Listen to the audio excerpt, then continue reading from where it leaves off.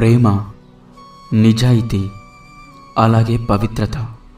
ఈ మూడు ఉండేవారిని ప్రపంచంలో ఏ శక్తి ఓడించలేదు.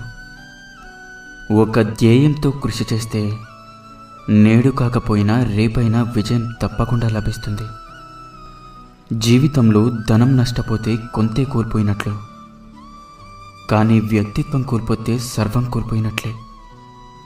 కోపంతో మాట్లాడితే గుణాన్ని కోల్పోతారు, అధికంగా మాట్లాడితే ప్రశాంతతని కోల్పోతారు, అనవసరంగా మాట్లాడితే అర్థాన్ని కోల్పోతారు, అహంకారంతో మాట్లాడితే ప్రేమను కోల్పోతారు, అబద్ధాలు మాట్లాడితే పేరును కోల్పోతారు.